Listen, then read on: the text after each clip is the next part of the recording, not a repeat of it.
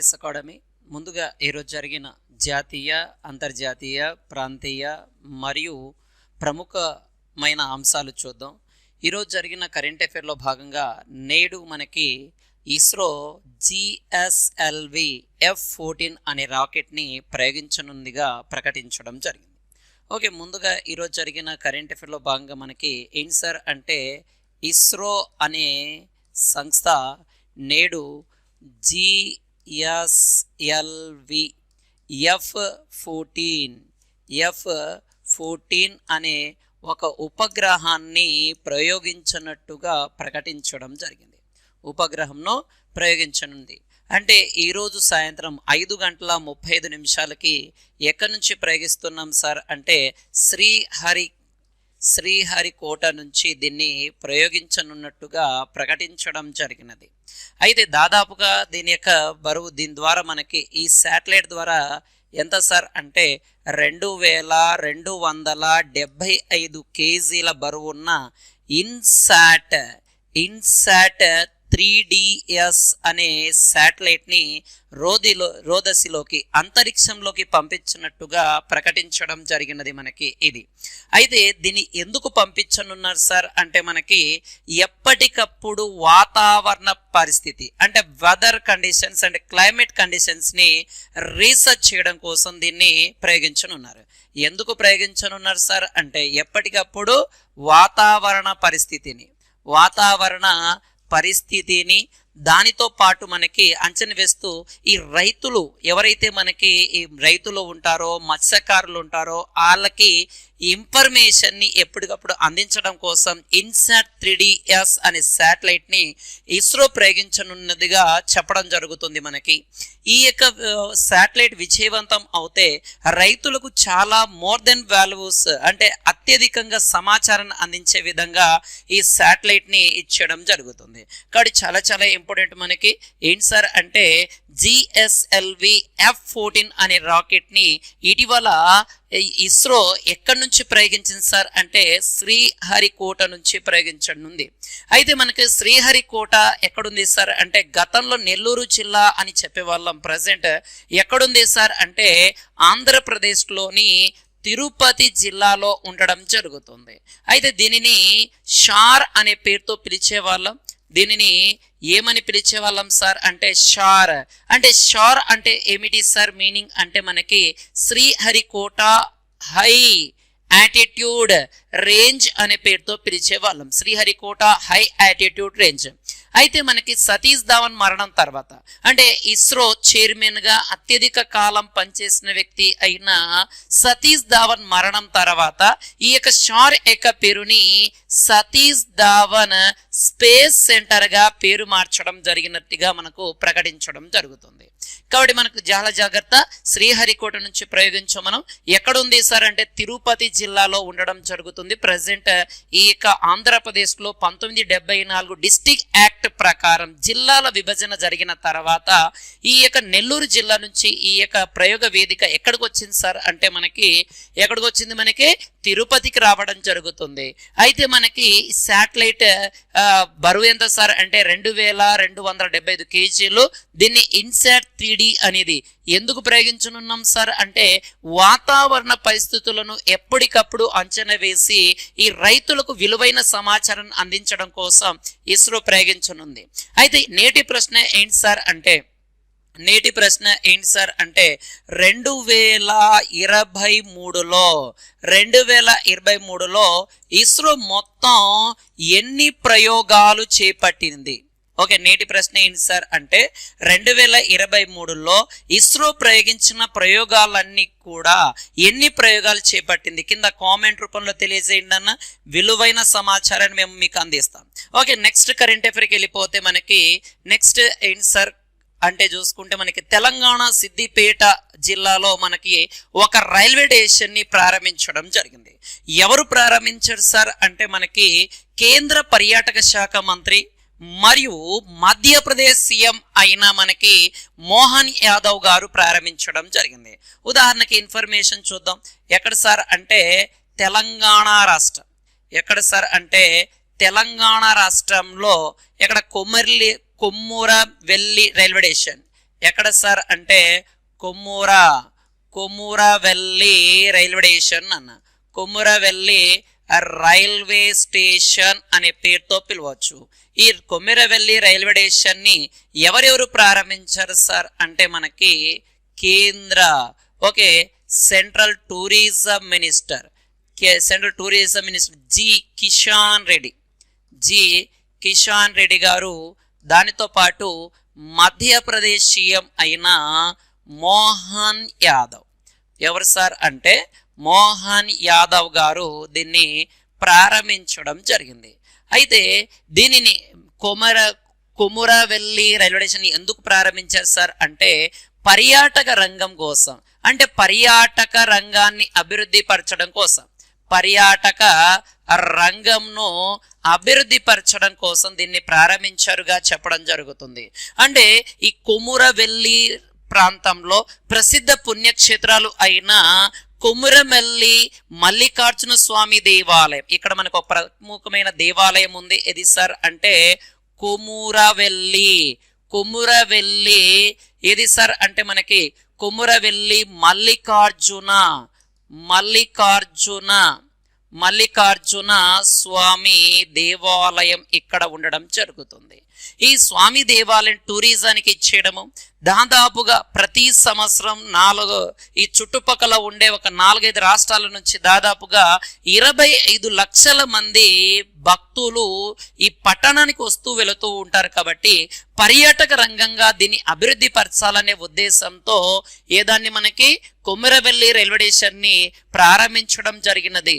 అంటే ప్రభుత్వం, ఈ కేంద్ర ప్రభుత్వం కనెక్టివిటీ చేసేందుకు రోడ్డు రవాణా సౌకర్యాలు, రైల్వే సౌకర్యాలు కనెక్టివిటీ చేసే విధంగా ఈ యొక్క పర్యాటక రంగాన్ని అభివృద్ధి పరిచే విధంగా దీన్ని తయారు చేయడం జరిగింది.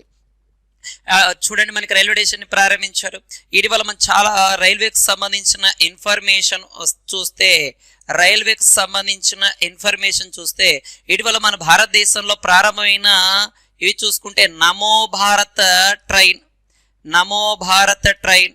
దాని తర్వాత సాధారణ భారత్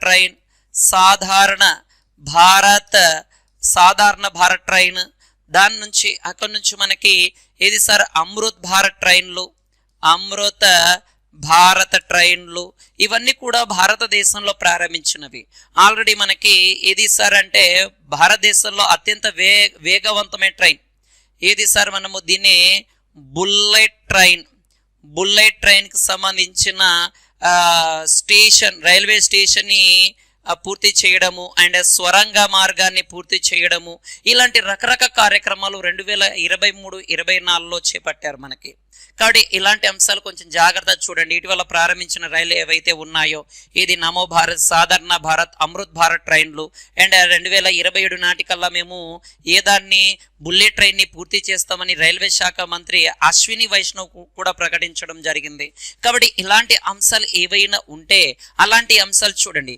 దాంతోపాటు ఇటీవల చూడండి మనకి 2023లో భారతదేశానికి సంబంధించి రీసెంట్గా 2023లో భారతదేశానికి సంబంధించి ఈ యొక్క విజయవాడ రైల్వే స్టేషన్కి ఏదానికి సార్ అంటే విజయవాడ రైల్వే స్టేషన్కి ప్లాటినం సర్టిఫికేట్ ను కూడా ఇచ్చారు మనకి. అండ్ 2023లోనే మనకి విశాఖపట్నం రైల్వే స్టేషన్ కూడా గ్రీన్ రైల్వే స్టేషన్ సర్టిఫికేట్ వచ్చింది. అండ్ ఇటీవల హైదరాబాద్ లో చూడండి మనకి హైదరాబాద్ లోని దక్కన్ రైల్వే స్టేషన్ కూడా మనకి ప్లాటినం సర్టిఫికేట్ అనేది రావడం జరుగుతుంది. అంటే 2023లో రైల్వేకి వచ్చిన అన్ని రకాల అవార్డులు కొంచెం జాగ్రత్తగా చూడండి. ఎందుకంటే మనకి ఇక్కడ కొమరవెల్లి రైల్వే స్టేషన్ ప్రారంభించారు అని చెబుతున్న పర్యాటక రంగం కోసం. కానీ మనకి ఇక్కడ చూడండి భారతదేశంలో 2023-24లో ప్రారంభించిన రైల్వేస్ ఒకటి నమో భారత్, సాధారణ Bharat, Amrit Bharat and bullet train శంకుస్థాపన ఆల్రెడీ ఎప్పుడో జరిగింది. దానికి 2027 నాటికి పూర్తి చేస్తామని అండ్ దాని యొక్క రైల్వే స్టేషన్ ని అండ్ దాని తర్వాత సొరంగ మార్గాన్ని పూర్తి చేయడం, 2023లో విజయవాడ, ఆంధ్రప్రదేశ్లో విజయవాడ రైల్వే స్టేషన్కి ఒక ప్లాటినం సర్టిఫికేట్ రావడము అండ్ దాని తర్వాత విశాఖపట్నం రైల్వే స్టేషన్ కూడా మనకి గ్రీన్ సర్టిఫికేట్ రావడము అండ్ దక్కన్ రైల్వే స్టేషన్ కూడా మనకి ఇది హైదరాబాద్లో దక్కన్ రైల్వే స్టేషన్ కూడా 2023లో ప్లాటినం సర్టిఫికేట్ రావడం. ఇంకా కొంచెం డెప్త్కి వెళ్ళి అడిగాడు అనుకో భారతదేశంలో మొట్టమొదటిసారి గ్రీన్ సర్టిఫికేట్ లేదా ప్లాటినం సర్టిఫికేట్ ఎవరు పొందారు సార్ అంటే గుజరాత్లోని కెవాడియా రైల్వే స్టేషన్ అనే పేరుతో పిలవడం జరుగుతుంది. ఓకేనా, ఇక్కడ బాగా గుర్తుపెట్టుకోండి. మేము 360 డిగ్రీలో మీకు 360 డిగ్రీస్లో మీకు మొత్తం కూడా కవర్ చేస్తాం. ఓకే, మనకి డిఎస్సి ఎగ్జామ్స్ ఉన్నాయి కదా, డిఎస్సి అభ్యర్థులు ముఖ్యంగా మీ డిఎస్సి అభ్యర్థులు, దాని తర్వాత త్వరలో రాబోతున్న పోస్టల్ ఇది మనకి ఫారెస్ట్ డిపార్ట్మెంట్ కావచ్చు, రైల్వే ఎగ్జామ్స్ కావచ్చు, వాటికి సంబంధించి మేము 360 డిగ్రీస్లో ఒక ప్లాన్ అనేది ఇచ్చేస్తున్నాం. ఆర్ఎస్ అకాడమీ 360 డిగ్రీ అనే ఒక దాన్ని తయారు చేస్తున్నాం. ఏంటి సార్ అంటే ఈ యొక్క 2023 నుంచి 2024 జరుగుతున్న మొత్తం కరెంట్ అఫైర్ బేస్ చేసుకొని వాటికి సంబంధించిన అన్ని రకాల సమాచారం ఎగ్జామ్ పాయింట్ ఆఫ్ లో ఎలాగ వస్తాయో దాన్ని రూపొందించనున్నాం. ఓకే, దానికి సంబంధించిన ఇన్ఫర్మేషన్ అన్ని త్వరలో మీకు ప్రకటిస్తాం. దాని తర్వాత నెక్స్ట్ కరెంట్ అఫైర్ చూద్దాం మనం. దాని తర్వాత జోరహట్, ఓకే, అస్సాంలోని జోరహట్ ప్రాంతంలో హోలోగాఫర్ లోని లోహోదోయ్ఘర్ లో ఉన్న 125 అడుగుల భారీ ఒక విగ్రహాన్ని ఇచ్చేసాను. అంటే అస్సాం రాష్ట్రంలో వీరుడుగా, అస్సాం రాష్ట్రంలో పేరు ప్రఖ్యాతలు గావించిన ఒక వ్యక్తి యొక్క విగ్రహాన్ని ఇక్కడ పెట్టడం జరిగినది. ఒకసారి ఇదేంటో చూద్దాం మనం. ఎక్కడ సార్ అంటే జోరహట్ లో, ఎక్కడ సార్ అంటే హోలోగాఫర్ లోని లోహోదోయ్ఘర్ అనే ప్రాంతంలో 125 అడుగుల ఒక భారీ బిర్ లచిత్ బోర్ఫోఖాన్ అనే విగ్రహాన్ని ప్రతిష్ఠించడం జరిగినది. ఎవరు ప్రారంభించారు సార్ అంటే నరేంద్ర మోడీ. ఏది సార్ మనకి అతని పేరేంటి సార్ అంటే చాలా జాగ్రత్త నాన్న, బీర్ లచిత్ బోర్ఫోఖాన్. ఏది సార్ అంటే బోర్ఫోఖాన్ యొక్క విగ్రహాన్ని ఎవరు ఆవిష్కరించారు సార్ అంటే పిఎం మోదీ గారు ఆవిష్కరించడం జరిగింది. ఎవరు ఆవిష్కరించారు సార్ అంటే పిఎం మోదీ గారు ఆవిష్కరించడం జరిగినది. అంటే ఈ యొక్క సాంస్కృతిక వారసత్వాన్ని గౌరవించే విధంగా ఈ ఏడాది మార్చి మొదటి వారంలో దీన్ని ముఖ్యమైన శ్రేణి కార్యక్రమంలో ఉపయోగించే విధంగా దీన్ని తయారు చేయడం జరిగింది. దాంతో పాటు మనకి ఇతని గురించి చూసుకుంటే ఓకే 1671లో మొఘల్స్ యొక్క దండయాత్రను అడ్డుకోవడం జరిగింది ఇతను. ఎవరు సార్ అంటే మనకి మొఘల్స్ యొక్క దండయాత్రను అడ్డుకోవడం జరిగింది. మొఘల్స్ యొక్క దండయాత్రను అడ్డుకున్నాడు ఇతను. అలాగా గొప్ప వ్యక్తి కాబట్టి ఈ యొక్క బీర్ లచిత్ బోర్ఫోఖాన్ యొక్క విగ్రహాన్ని స్టార్ట్ చేశారు. ఎక్కడ సార్ అంటే అస్సాం. ఎక్కడ సార్ అంటే అస్సాంలోని జోరహట్ అనే ప్రాంతంలో ఇచ్చేయడం జరిగింది. అయితే 2023 నుంచి ఇప్పటిదాకా ప్రారంభించిన కొన్ని విగ్రహాల విషయానికి వస్తే 2023 నుంచి ఇప్పటిదాకా కొన్ని విగ్రహాలు భారతదేశంలో ఏర్పాటు చేశారు. వాటి గురించి చూస్తే మనకు ఒకసారి ఆంధ్రప్రదేశ్లో ఏర్పాటు చేసిన ఒక అంబేద్కర్ విగ్రహం 2024లోనే అంబేద్కర్ యొక్క విగ్రహాన్ని ఏర్పాటు చేశారు. Okay, statue of social justice అనే విగ్రహాన్ని కూడా ప్రారంభించారు. అండ్ ఆంధ్రప్రదేశ్లో 2023లోనే మనకి కొత్తగా ఒక విగ్రహాన్ని కూడా ప్రారంభించారు. అదే సార్ మన అల్లూరి సీతారామరాజు జిల్లాలో అల్లూరి రామరాజు యొక్క విగ్రహాన్ని. దాని తర్వాత అక్కడి నుంచి మనకి ఆంధ్రప్రదేశ్ కర్నూలు జిల్లా మంత్రాలయం వద్ద ఏది సార్ అంటే మనకి శ్రీరాముడి యొక్క విగ్రహాన్ని, ఓకే, శ్రీరాముడు యొక్క విగ్రహాన్ని కూడా ఏర్పాటు చేయడం జరిగింది. మనకు ఆల్రెడీ ఈ కేంద్ర మంత్రి అమిత్ షా గారు కూడా వచ్చి దీన్ని ప్రారంభించడం జరిగింది. ఇంకా మన ఆంధ్రప్రదేశ్లో ఇవి చూస్తే మన తెలంగాణ విషయానికి వస్తే తెలంగాణలో ఒక ఎత్తైన విగ్రహాన్ని కూడా ప్రారంభించారు. మనకి ఎక్కడ సార్ తెలంగాణ సెక్రటరీ ముందరే ప్రారంభించారు. అతి ఎత్తైన అంబేద్కర్ విగ్రహాన్ని అక్కడ కూడా ప్రారంభించారు మనకి. అయితే 2023లో ప్రపంచంలో అంటే భారతదేశానికి వెలుపల అతి ఎత్తైన అంబేద్కర్ విగ్రహాన్ని కూడా ప్రారంభించారు. ఎక్కడ ప్రారంభించారు సార్ అంటే న్యూయార్క్ లో ప్రారంభించడం జరిగింది. మనం ఆల్రెడీ కరెంట్ అఫైర్ లో చెప్పుకున్నాను, 2023లో ప్రారంభించారు. ఓకే, న్యూయార్క్ లో ఏర్పాటు చేశారు. దీనిని మనం ఒక పేరుతో కూడా పిలిచారు. ఓకేనా, ఏంటి సార్ అంటే అందరూ సమానమే, okay, equality, statue of equality అనే ఒక దాన్ని కూడా ఇచ్చేశారు. ఏపీలో అయితే స్టాచ్యూ ఆఫ్ సోషల్ జస్టిస్ నన్ను, అదే న్యూయార్క్ లో ఏర్పాటు చేసిన అంబేద్కర్ విగ్రహం అయితే స్టాచ్యూ ఆఫ్ ఈక్వాలిటీ, అందరూ సమానత్వం అనేది మన ప్రాథమిక హక్కుల్లో ఉంటుంది కదా. ఓకే, మూడో భాగంలో, ఓకే, భారత రాజ్యాంగంలో మూడో భాగంలో ఆర్టికల్ 12th ఆర్టికల్ నుంచి 35 ఆర్టికల్ వరకు ప్రాథమిక హక్కులు ఉంటాయి కదా. ఈ ప్రాథమిక హక్కుల్లో ఎక్కడ సార్ అంటే మనకి 14 ఆర్టికల్ నుంచి 18వ ఆర్టికల్ వరకు సమానత్వం గురించి తెలియజేస్తుంది కదా. అలాగా మనకి ఈక్వాలిటీ ఇచ్చేయడం జరిగింది. ఇటీవల చూడండి రాజ్ఘాట్ వద్ద, రాజ్ఘాట్ నన్న ఎక్కడ సార్ అంటే ఢిల్లీలోని రాజ్ఘాట్ వద్ద రాష్ట్రపతి ద్రౌపది ముర్ము గారు గాంధీజీ యొక్క విగ్రహాన్ని కూడా అక్కడ ప్రారంభించడం జరిగింది. ఇటీవల జపాన్లో G7 దేశాల సమావేశంలో భాగంగా నరేంద్ర మోడీ అక్కడ కూడా గాంధీజీ యొక్క విగ్రహాన్ని ప్రారంభించారు. అండ్ ఇటీవల 2023లో రాజస్థాన్ ప్రాంతంలో, ఎక్కడ సార్, రాజస్థాన్ ప్రాంతంలోని సమర్కండ్ అనే ప్రాంతం వద్ద ప్రపంచంలోని అత్యంత ఎత్తైన శివుని యొక్క విగ్రహాన్ని కూడా ఏర్పాటు చేశారు. దాని తర్వాత మనకి 2023లోని జమ్మూ అండ్ కాశ్మీర్లో ఛత్రపతి శివాజీ యొక్క విగ్రహాన్ని ఈ యొక్క మహారాష్ట్ర సీఎం అయిన ఏక్నాథ్ షిండే గారు ప్రారంభించడం జరిగింది. ఇవన్నీ కూడా 2023-24లో ప్రారంభించిన ముఖ్యమైన విగ్రహాలుగా చెప్పడం జరుగుతుంది. ఇంకా ఏవైనా మిస్ అవుతే మనము చూద్దాం వాటిని కూడా.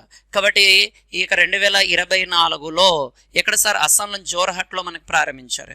ఇంకా అస్సాంలోని జోర్హట్ విషయానికి వస్తే మనకి ఇక్కడ చూడండి, జోర్హట్లో okay national tea research institute, జాతీయ కాఫీ పరిశోధన కేంద్రం కూడా ఇక్కడే ఉండడం జరుగుతుంది. జాతీయ తేయాకు నన్న, కాఫీ కాదు, తేయాకు, ఓకే, టీ రీసెర్చ్ ఇన్స్టిట్యూట్. ఏది సార్ అంటే నేషనల్ టీ రీసెర్చ్ ఇన్స్టిట్యూట్ ఉండడం జరుగుతుంది. అదే నేషనల్ కాఫీ రీసెర్చ్ ఇన్స్టిట్యూట్ ఎక్కడ ఉంటుంది సార్ అంటే కర్ణాటకలోని మనకి చిక్ మంగళూరు వద్ద ఉండడం జరుగుతుందిగా చెప్పడం జరుగుతుంది. కాబట్టి కొంచెం నోట్ చేసుకున్నాను. ఇవల్ల కూడా కరెంట్ అఫైర్ 2023లో లింకప్ గా చెప్పడం జరుగుతుంది. ఓకే, నెక్స్ట్ అంశానికి వెళ్ళిపోతే మనకి ఓకే, ప్రధానమంత్రి నరేంద్ర మోడీ రేవారి నుండి పురాణ మహాభారత్ నుండి ప్రేరణ పొందిన ఒక మ్యూజియంని ఏర్పాటు చేయడం జరిగింది. దాని పేరే జ్యోతి సర్ అనుభవ కేంద్రం. ఓకే, అంటే నరేంద్ర మోడీ గారు ఈ పురాణాలను మహాభారతాలను ప్రేరణ చేసుకొని ఒక కేంద్రాన్ని ప్రారంభించడం జరిగింది. ఆ కేంద్రం పేరు ఏంటి సార్ అంటే మనకి జ్యోతి సర్ అనుభవ కేంద్రం. కేంద్రం పేరు ఏంటి సార్ అంటే జ్యోతి సర్ అనుభవ కేంద్రం.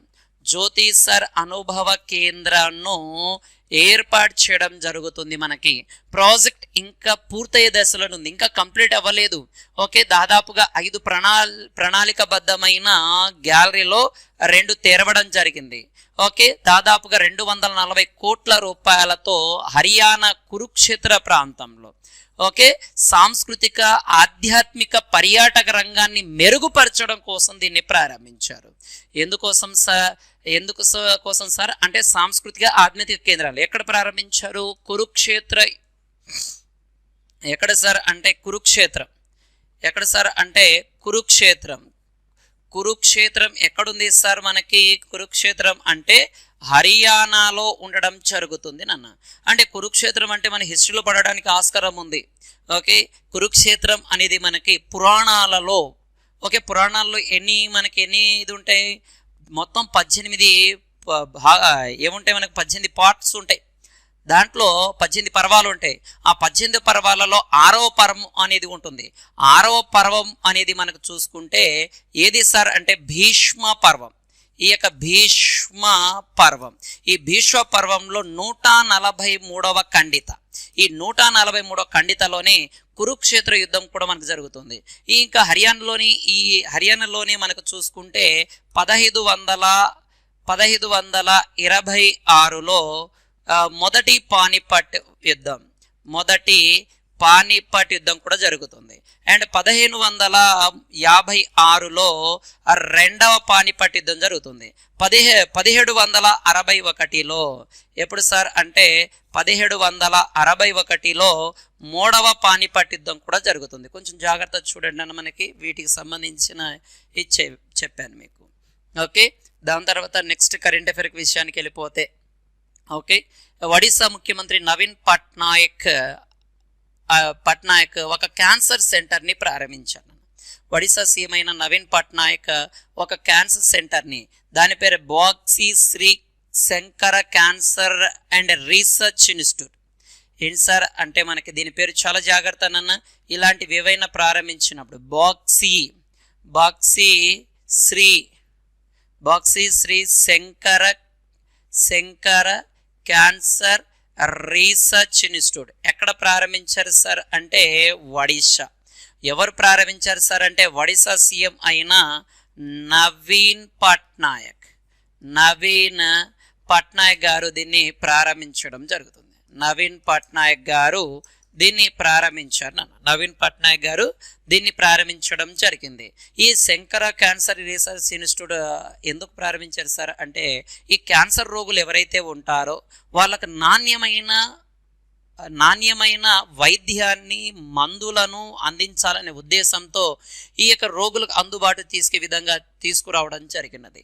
కాబట్టి ఇలాంటి అంశాలు కొంచెం జాగ్రత్తగా చూడండి. ఏమైనా కొత్తగా ప్రారంభిస్తే, ఇటీవల ఒడిశాలో 2023లోనే మనకి ఒడిశాలో అతిపెద్ద ప్రపంచంలోనే అతిపెద్ద హాకీ స్టేడియాన్ని కూడా ప్రారంభించారు. దీని పేరు కూడా మనకి బిర్సా ముండా హాకీ స్టేడియం అనే పేరుతో పిలిచారు. అండ్ భారతదేశంలో మొట్టమొదటిసారిగా పూర్తిగా సోలార్ విద్యుత్తో నడిచే ఒక గ్రామం సహిగాయ అనే గ్రామం ఒడిశాలోనే ఉండడం జరుగుతుంది.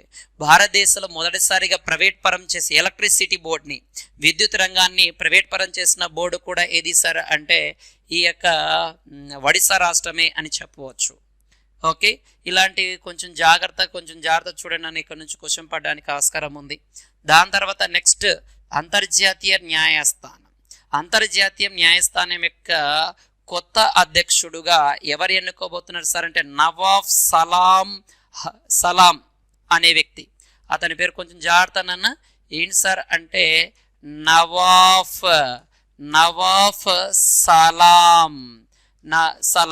Okay, international court of justice యొక్క ఇతను చీఫ్ జస్టిస్గా, ఓకే నన్ను ప్రధాన న్యాయమూర్తి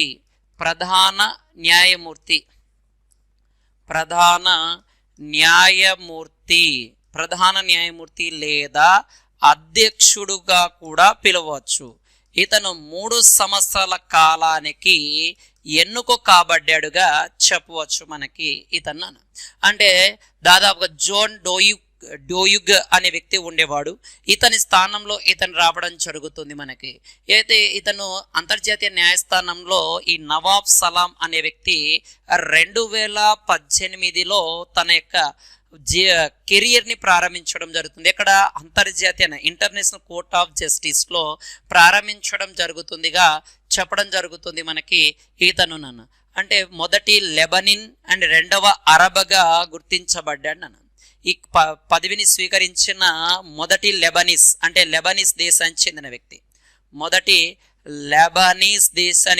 వ్యక్తి. అండ్ రెండవ అరబ్ కంట్రీకి చెందిన వ్యక్తి ఎవరు సార్ అంటే నవాబ్ సలీం. అయితే ఇంటర్నేషనల్ కోర్ట్ ఆఫ్ జస్టిస్ ఎక్కడుంది సార్ అంటే నెదర్లాండ్లోని ది హేగ్ అనే ప్రాంతంలో ఉండడం జరుగుతుంది. అయితే మనకి దీంట్లో మొత్తం కూడా 14 మంది ఉండడం జరుగుతుంది. అంటే మొత్తం 14+1గా ఉండడం జరుగుతుంది. అంటే ఒకరు సిజేఐ, మిగతా వాళ్ళు ఎవరు మనకి ఆ యొక్క ఇతర న్యాయమూర్తులు ఉంటారు. అయితే సిజేఐ యొక్క పదవి కాలం 3 సంవత్సరాల కాలం ఉండడం జరుగుతుంది. అయితే దాని తర్వాత ఇతర న్యాయమూర్తుల యొక్క పదవి కాలం 9 సంవత్సరాలు అనేది ఉండడం జరుగుతుంది మనకి. ఓకే, అయితే ఈ అంతర్జాతీయ న్యాయస్థానంలో పనిచేసిన మన భారతీయులు ఎవరైనా ఉన్నారా అంటే కొంతమంది ఉండడం జరుగుతుంది మనకి. ఓకేనన్నా, ఎవరెవరు ఉన్నారు సార్ అంటే మనకి ఓకేనా బిఎన్ రావు అనే వ్యక్తి, అండ్ నాగేంద్ర సింగ్ అనే వ్యక్తి ఉండడం జరుగుతుంది, అండ్ ఆర్యస్ పాఠక్ అనే వ్యక్తి. దాని తర్వాత అక్కడ నుంచి ప్రజెంట్ 2018 నుంచి పనిచేస్తున్నాడు ఎవరు సార్ అంటే దల్బీర్ భండారీ గారు. ఎవరున్నారు సార్ అంటే దల్బీర్ భండారీ గారు. అంటే మొత్తం 9 సంవత్సరాల కాలానికి ఇతర న్యాయమూర్తులు ఉంటారు. అయితే దీంట్లో మనకు మొత్తం పనిచేసిన భారతీయులు ఎంతమంది సార్ అంటే 4. ఒకటి BN Rao, Nagendra Singh and RS Pathak. 2018లో దల్బీర్ భండారీ గారు ఉండడం జరుగుతుంది. కొంచెం జాగ్రత్త, ఇలాంటి అంశాలు కొంచెం జాగ్రత్తగా చూడండి నాన్న. ఓకే, నెక్స్ట్ కరెంట్ అఫైర్ విషయానికి వెళ్ళిపోతే మనకి ఓకే భారత రవాణా మంత్రిత్వ శాఖ ఒక అభివృద్ధిని ప్రకటించడం జరిగింది. అంటే మైసూర్ బెంగళూరు హైవే పైన నిత్యం కూడా మనకి ఏమవుతుంది సార్ అంటే హెవీ ట్రాఫిక్ అనేది జరుగుతుంది.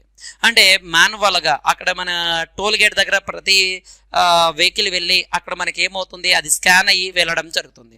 దానివలన ఎంతో దాదాపుగా 2018-19లో మనకి ఏకంగా చూసుకుంటే సగటున ఒక్కొక్క వాహనం టోల్ గేట్ దాటడానికి 8 నిమిషాల పైన పట్టేదంట. అలాంటి ఏవి లేకుండా డైరెక్ట్గా GNSS ఆధారిత టోల్ సేకరణను ప్రారంభించే విధంగా ఇచ్చేయనున్నారు. ఏది సార్ అంటే GNSS. ఏదాన్ని సార్ అంటే GNSS అంటే ఏంటి సార్ అంటే గ్లోబల్ నావిగేషన్ శాటిలైట్ సిస్టమ్. అంటే డైరెక్ట్గా అదే క్యాప్చర్ చేస్తుంది. మనం ఎలాగా టోల్ గేట్ల దగ్గర ఆగకుండా డైరెక్ట్ వెళ్ళిపోయే విధంగా దీనిని తయారు చేయడం జరుగుతుంది. దీనిని రోడ్డు రవాణా మంత్రి శాఖ, రోడ్ అండ్ ట్రాన్స్పోర్ట్ మినిస్ట్రీ దీన్ని ఇచ్చేయడం జరిగింది నితిన్ గడ్కరీ కోసం.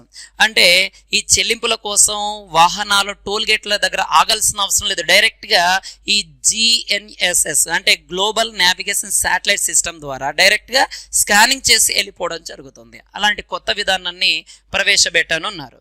దాని తర్వాత మనకి కవితా చౌదరి, కొంచెం జాగ్రత్తనన్న వ్యక్తుల విభాగాల్లో భాగంగా మనకి ఇలాంటి క్వశ్చన్ పడడానికి ఆస్కారం ఉంది. ఓకే, కవితా చౌదరి గారు ప్రముఖ నటి అండ్ సృజనాత్మక శక్తి టెలివిజన్లో ఉడాన్ అనే ఒక ప్రోగ్రాంలో ఒక సీరియల్లో ఒక నటిగా పనిచేసిన ఈ మరణించడం జరిగినది ఈమెనన్న. ఓకే, కాబట్టి రకరకాల క్యారెక్టర్లో పనిచేయడం జరిగింది. ఈమె ఏ దాంట్లో పనిచేసింది సార్, ఏ సిరీస్లో పనిచేయడం జరిగింది అంటే ఉడాన్ అనే దాంట్లో మనకి ఒక అద్భుతమైన పాత్రలో పనిచేయడం జరిగినది. కాబట్టి కొంచెం జాగ్రత్త చూడండి. మనకి గతంలో IPS అధికారినిగా ఇది అవ్వడం జరిగింది. ఈ ఉడాన్ అనేది 1989లో ప్రారంభమైంది నాన్న. ఈ సిరీస్ అనేది ప్రారంభమైంది కాబట్టి కొంచెం జాగ్రత్తగా చూడండి. నెక్స్ట్ కరెంట్ అఫైర్లో చూస్తే మనకి ఓకే భారతదేశంలో ఆన్లైన్ ట్రావెల్ ఏజెన్సీ భారతదేశంలో అత్యంత స్వాగతించే ప్రాంతాలు, నగరాలను హైలైట్ చేస్తూ 12వ వార్షిక ట్రావెల్ రివ్యూ అవార్డ్ 2024ని ప్రకటించారు నాన్న. ఎన్నవది సార్ అంటే 12th ఇయర్. ఓకేనన్న, 12th yearly travel review awards 2024ని అనౌన్స్మెంట్ చేయడం జరిగింది.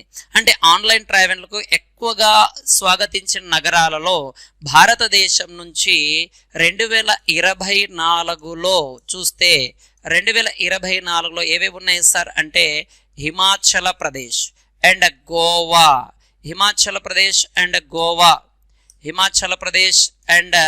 గోవా అండ్ దాని తర్వాత చూసుకుంటే మనకి కేరళ స్టేట్, దాని తర్వాత మనకి రాజస్థాన్ రాష్ట్రం అండ్ ఉత్తరాఖండ్ రాష్ట్రం. 5వ స్థానంలో ఏముంది సార్ అంటే ఉత్తరాఖండ్ రాష్ట్రం అనేది ఉంది. ఇది 2024లో రావడం. అయితే 2023లో ఒకసారి చూస్తే, అంటే 2023లో ఏమున్నాయి సార్ అంటే ఒకసారి పుదుచ్చేరి మనం అడగడానికి ఛాన్సెస్ ఉంది నాన్న, అడగడానికి ఛాన్సెస్ ఉంది. ఏది సార్ అంటే ఒకటి పుదుచ్చేరి, దాని తర్వాత కేరళ, మూడవది రాజస్థాన్, నాలుగవది గోవా అండ్ ఐదవది హిమాచల ప్రదేశ్. అంటే 2023లో ఈ యొక్క 2023లో ఈ 5వ స్థానంలో ఉన్న హిమాచల్ ప్రదేశ్ 2024లో మొదటి స్థానానికి చేరడం జరిగినది. కాబట్టి ఇలాంటి అంశాలు అండ్ అత్యంత స్వాగతించిన నగరాలు ఇవైతే ఏంటి సార్ మనకి రాష్ట్రాలు 2024-23. అదే 2024లో స్వాగతించినవి మొదటి స్థానంలో ఏముంది సార్ అంటే మనకి కేరళ రాష్ట్రానికి చెందిన మరీరాకులం మొదటి స్థానంలో ఉంది. రెండవది జైసల్మేర్ రాజస్థాన్లో ఉండడం జరుగుతుంది. మూడవది బీర్ మహారాష్ట్రకు చెందిన నగరం అండ్ లేహ్ జైసల్మేర్ అండ్ ఐదవది మనాలి హిమాచల్ ప్రదేశ్, తెక్కుడి కేరళ, ధర్మశాల హిమాచల్ ప్రదేశ్, కుషోల్ హిమాచల్ ప్రదేశ్, పుష్కర్ రాజస్థాన్ అండ్ జోధ్పూర్ రాజస్థాన్ ఉండడం జరుగుతుంది. అంటే 2024లో అత్యంతంగా ఆహ్వానించిన నగరాలు అని చెప్పడం జరుగుతుంది మనకి. ఓకే, దాని తర్వాత ఇక విశాఖపట్నంలో ఫిబ్రవరి 19 నుంచి 27 వరకు ఒక వ్యూహాత్మకమైన నౌకాశ్రయ నగర విశాఖపట్నంలో ప్రయాణించడానికి సిద్ధంగా ఉంది. దాదాపుగా 50 దేశాల నుండి దాదాపుగా 50 దేశాల నుంచి నావిక బలాలు గణనీయమైన సమావేశాన్ని సూచించే విధంగా ఇచ్చేశారు. దీని యొక్క థీమ్ కూడా ప్రకటించారు. సురక్షిత సముద్ర భవిష్యత్తు కోసం నావిక కూటమిని ఏర్పాటు చేయడం. చాలా చాలా ఇంపార్టెంట్ అనే ఇలాంటి అంశాలు. సురక్షిత సముద్ర భవిష్యత్తు కోసం నావిక కూటమిని ఏర్పరచడం అనే దాన్ని ఇచ్చేశారు. ఓకే, మిలాన్ నావిక దళ వ్యాయామం అనే పేరుతో పిలుస్తారు. ఓకే, మనకి చూసుకుంటే 12వ ఎడిషన్ మనకి ఇది ప్రారంభించబోతున్నారు నాన్న. ఫిబ్రవరి 19 నుంచి ఫిబ్రవరి 27 వరకు విశాఖపట్నంలో దాదాపుగా 50 దేశాలు హాజరు కాబోతున్నాయి. మనకి ఆ రోజున అంటే ఆ రోజున దీంట్లో ఏమేమి ఉన్నాయి ఏంటి అనేది ఒకసారి చూద్దాం. మిలాన్ 2023 అనే వ్యాయామాన్ని ఇచ్చేసే దాన్ని బదులుగా మనకి 24లో 12వ ఎడిషన్ ఎక్కడ జరగబోతుంది సార్ అంటే విశాఖపట్నంలో జరగబోతుంది. అండ్ దాని తర్వాత చూసుకుంటే సిక్కిం రాష్ట్రంలో ఒక ప్రపంచ బ్యాంకుతో ఒక ప్రాజెక్ట్ని నియమించబోతున్నారు. దాదాపుగా 3,05,000 మంది మహిళలు యువత అధిక అభివృద్ధి రంగాల నైపుణ్యాన్ని పెంపొందించుకోవడం కోసం $100 మిలియన్ ప్రాజెక్టును సిక్కిం రాష్ట్రంలో ఒక ప్రాజెక్ట్ని ప్రపంచ బ్యాంక్ ఆమోదించడం జరిగినదిగా చెప్పడం జరుగుతుంది మనకి. ఓకే, కాబట్టి integrated service provisional and innovation and reviving economy అనే ఒక ప్రాజెక్ట్ని ప్రారంభించడం జరిగింది సిక్కింలో. కాబట్టి ఇది కొంచెం జాగ్రత్త చూడండి. భారతదేశంలోనే మొదటి ఆర్గానిక్ రాష్ట్రం ఏది సార్ అంటే ఆర్గానిక్ రాష్ట్రం అని కూడా సిక్కింని పిలుస్తారు. అండ్ ఆల్రెడీ ప్రపంచంలో అత్యధిక కాలం భారతదేశంలో అత్యధిక కాలం సీఎంగా పనిచేసిన వ్యక్తి కూడా ఎవరు సార్ అంటే పవన్ కుమార్ చామ్లింగ్. ఏది సార్ అంటే మనకి ఎవరు సార్ అంటే పవన్ కుమార్ చామ్లింగ్ అనే వ్యక్తి కూడా సిక్కిం రాష్ట్రం గురించి ఉండడం జరుగుతుంది. సిక్కిం రాష్ట్రాన్ని భారతదేశ పండ్ల గంప అనే పేరుతో కూడా పిలుస్తారు. అండ్ సిక్కిం రాష్ట్రాన్ని ఇంకా కొన్ని రకాల పేర్లతో కూడా పిలుస్తారు. అంటే భారతదేశంలో అత్యధికంగా ఆత్మహత్యలు చేసుకునే రాష్ట్రాల్లో ఇదొకటి.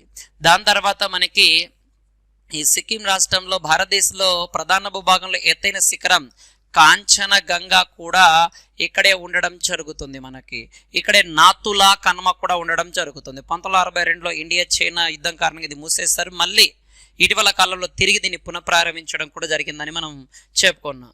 ఓకే, దాని తర్వాత స్వలింగ వివాహాలను చట్టబద్ధం చేస్తున్న దేశంగా ఏది సార్ అంటే గ్రీక్ దేశం వార్తల్లో నేను చూడడం జరిగింది. స్వలింగ వివాహాలలో స్వలింగ వివాహాలు అంటే సేమ్ సెక్షువల్ జనరేషన్ అంటే ఒకే వర్గానికి చెందిన ఇద్దరు వ్యక్తుల మధ్య వివాహ సంబంధాలు నిలుపుకోవడం కోసం ఇటీవల మనకి గ్రీక్ దేశం ఆమోదం తెలపడం జరిగినది. అంటే మనకి దాదాపుగా ఇది క్రైస్తవ దేశంగా, గ్రీక్ దేశం మొదటి క్రైస్తవ దేశంగా కూడా ప్రకటించడం జరిగినది మనకి ఇది నన్ను. అండ్ ప్రధానమంత్రి ఈ గ్రీక్ దేశ ప్రధానమంత్రి కిరియాకోస్ మిత్సోటాక్సి ఎవరు సార్ అంటే కిరియాకోస్ మిత్సోటాక్సి స్వలింగ వివాహాలను గుర్తించి చట్టబద్ధ బిల్లును ఆమోదించిన ఇది క్రైస్తవ దేశం ఏది సార్ అంటే గ్రీక్ దేశంగా ప్రకటించారు. ఆల్రెడీ దక్షిణాసియాలో ఈ స్వలింగ వివాహాలు ఇటీవల జరిగిన దేశంగా ఏది సార్ అంటే నేపాల్ అనే పేరుతో మనము ఆల్రెడీ కరెంట్ అఫైర్లో చూసాం.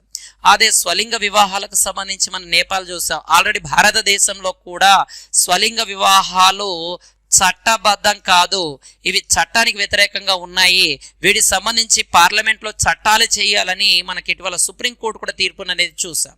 కాబట్టి మనకి ఇటీవల కొంచెం జాగ్రత్త చూడండి. దక్షిణాసియాలో లేదా ఆగ్నేయ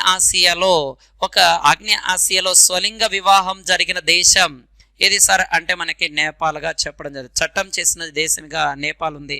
అండ్ ఇటీవల భారతదేశంలో కూడా స్వలింగ వివాహాలు స్వలింగ వివాహాలు చెల్లవు అని సుప్రీంకోర్టు ప్రకటించడం, ఇలాంటివన్నీ కూడా మనం చాలా జాగ్రత్త చూడండి అన్న. మనకి దాదాపుగా 93 వ్యక్తుల విభాగాల్లో రావడం జరుగుతుంది. భారతదేశంలో చెఫ్గా పేరుగా వించబడిన ఇంతియాజ్ ఖురేషీ అనే వ్యక్తి పద్మశ్రీ అవార్డు గ్రహీత అయిన పాకశాస్త్ర మేధావిగా ప్రశంసించబడిన పురాతన దమ్ పుక్త వంట ప్రతినిధిని చేసిన ఒక వ్యక్తి చెఫ్ ఇంతియాజ్ ఖురేషీ అనే వ్యక్తి మరణించడం జరిగినది. కాబట్టి ఇతని వ్యక్తుల విభాగాల్లో కొంచెం జాగ్రత్తగా చూడండి అన్న మనకి. దాని తర్వాత నెక్స్ట్ మనకి భారతదేశం పూర్తి సభ్యత్వం కోసం చర్చలు ప్రారంభించడం జరిగింది. ఒకసారి కొంచెం జాగ్రత్త చూడండి అన్న మనకి. ఏది సార్ అంటే ఇంటర్నేషనల్ ఎనర్జీ ఏజెన్సీలో భాగస్వామ్యం కోసం 31 దేశాల ఈ ఇంటర్నేషనల్ ఎనర్జీ ఏజెన్సీలో భారతదేశం పూర్తి సభ్యత్వం కోసం దరఖాస్తు చేసుకోవడం జరిగింది. అయితే 2017లో ఇంటర్నేషనల్ ఎనర్జీ ఏజెన్సీలో మెంబర్గా చేరిన భారతదేశం 2023 అక్టోబర్లో పూర్తి సభ్యత్వం కోసం దరఖాస్తు చేసుకోవడం జరుగుతుంది. అంటే ప్రపంచంలో అత్యధికంగా వేగంగా అభివృద్ధి చెందుతున్న ప్రధాన ఆర్థిక వ్యవస్థగా భారతదేశం ఉంది. ఆల్రెడీ చెప్పాం కదా మనము, ఇప్పుడు ప్రపంచంలో 5వ అతిపెద్ద ఆర్థిక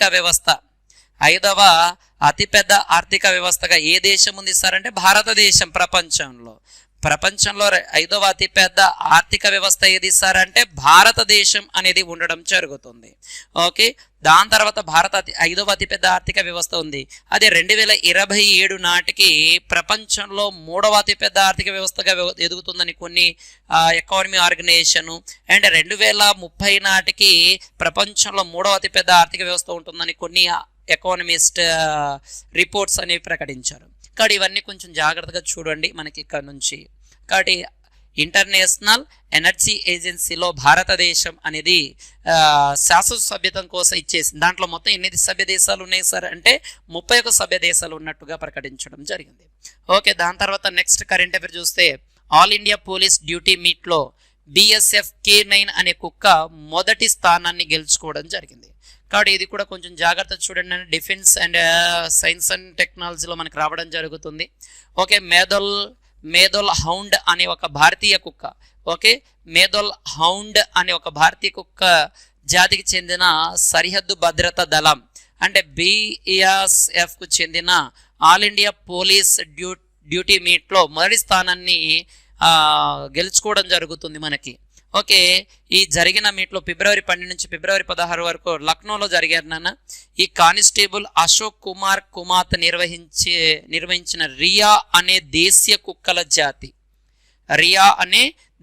కుక్కల జాతి మదోల్ హౌండ్లో K9 మొదటి స్థానాన్ని కైవసం చేసుకోవడం జరుగుతుంది. ఎవరు సార్ అంటే మనకి ఇది దాని తర్వాత నెక్స్ట్ ఆంధ్రప్రదేశ్ ప్రభుత్వ ఉన్నత విద్యా కోర్సుల కోసం ఒక కొత్త దాన్ని ఓకేనా ఈడిఎక్స్తో భాగస్వామ్యం చేసుకోవడం జరిగింది. చాలా చాలా ఇంపార్టెంట్. ఆంధ్రప్రదేశ్లో ఉన్నత విద్యా కోర్సుల కోసం ఈడిఎక్స్తో భాగస్వామ్యం చేసుకోవడం జరుగుతుంది. ఆంధ్రప్రదేశ్ ప్రభుత్వం మరియు ఈడిఎక్స్ ఈ లెర్నింగ్ ప్లాట్ఫామ్ యువతకు ప్రపంచ స్థాయి ఉన్నత విద్యా కోర్సులు అందించాలనే ఉద్దేశంతో ఈ రెండు సంస్థల మధ్య ఒప్పందం అనేది కుదుర్చుకుంది. ప్రపంచంలోని అగ్రశ్రేణి విశ్వవిద్యాలయాలు అందించే 2000కు పైగా ఎయిడ్ఎక్స్ ఆన్లైన్ కోర్సులను అభ్యసించడానికి 12 లక్షల మందికి ఈ యొక్క ఒప్పందం ఒక మార్గంగా ఉండడం జరుగుతుందిగా చెప్పడం జరుగుతుంది. హై ఎండ్ ఎమర్జింగ్ కోర్సులు అందుబాటులో తెచ్చే విధంగా ఈడిఎక్స్తో అవగాహన ఒప్పందం కుదుర్చుకోవడం జరిగినది. ఇది ప్రపంచంలోనే మొదటిదిగా ఆంధ్రప్రదేశ్ ప్రభుత్వం కుదుర్చుకున్న మొట్టమొదటిది ఆంధ్రప్రదేశ్ ప్రభుత్వం. అంటే ప్రపంచంలోనే మొట్టమొదటిసారిగా ఈ ఒప్పందం కుదుర్చుకున్నది ఎవరు సార్ అంటే ఆంధ్రప్రదేశ్ ప్రభుత్వంగా చెప్పడం జరుగుతుంది మనకి ఇది నాన్న. ఓకే, దాని తర్వాత మనకి 14వ గ్లోబల్ సమిట్ ఓకే అన్న 14వ గ్లోబల్ ఇమిగ్రేషన్ సమిట్ నాన్న. ఓకే, ఢిల్లీలోని షాంగ్రీలా హోటల్లో 14 గ్లోబల్ ఇన్వెస్ట్మెంట్ ఇమిగ్రేషన్ సమిట్ అనేది నిర్వహించడం జరుగుతుంది. EB5 Portugal golden visa, UK business immigration, Europe gold visa లాంటి ఇమిగ్రేషన్ ప్రోగ్రాంలపైన ఈ సమిట్ అనేది జరగబోతుందిగా ప్రకటించడం జరుగుతుంది. కాబట్టి కొంచెం జాగ్రత్తగా 2024 ఫిబ్రవరిలో మనకి 14 గ్లోబల్ ఇమిగ్రేషన్ సమిట్ ఎక్కడ జరిగిందంటే న్యూఢిల్లీలో జరగడం జరిగింది మనకి. ఓకే, దాని తర్వాత చూసుకుంటే జమాయిలో 3 రోజుల నాగి పక్షుల పండుగ ప్రారంభం కానుంది. ఓకే, ఎక్కడ సార్ అంటే బీహార్ రాష్ట్రంలో అటవీ పర్యావరణ శాఖ ఓకే జామాయిలో 3 రోజుల పాటు నాగి పక్షుల పండుగను నిర్వహించే విధంగా చర్యలు తీసుకోవడం జరుగుతుంది. అయితే ఈ పండుగ పక్షుల సంరక్షణను ప్రోత్సహించే విధంగా వలస పక్షులు వాటి ఆవాసాలను గుర్తించి ప్రజలకు అవగాహన కల్పిస్తారు. అంటే వాళ్ళ వలస పక్షులు వాటి యొక్క నివాస ప్రదేశాలను అండ్ వాటి ఆవాసాలపైన అవగాహన కలిగిస్తారు. ఈ పక్షుల గురించి ప్రజలకు అవగాహన కల్పించే విధంగా ఈ పండుగ యొక్క ప్రధాన లక్ష్యం అని చెప్పడం జరుగుతుంది. ఓకే, పర్యాటక రంగాన్ని కూడా దీంట్లో భాగంగా ప్రోత్సహించడం జరుగుతుంది. కాబట్టి చూడండి, మనకి ఇలాంటి ఫెస్టివల్స్ ఏవైనా ఉంటే ఓకే ఎన్విరాన్మెంట్ అండ్ జియోగ్రఫీలో ఇలాంటి అంశాలు వస్తాయి మనకి. ఓకే, కాబట్టి ఇవి కూడా మొత్తం జాగ్రత్తగా ఇలాంటి అంశాలు కొంచెం జాగ్రత్తగా చూడండి మనకి. ఓకే, ఇది ఈరోజు జరిగిన జాతీయ అంతర్జాతీయ ప్రాంతీయ కరెంట్ అఫైర్. ఏవైనా మిగిలిపోయిన అంశాలు ఉంటే రేపటి కరెంట్ అఫైర్లో చూద్దాం. RS అకాడమీ కర్నూలు, మీ స్వామి సార్. జై హింద్.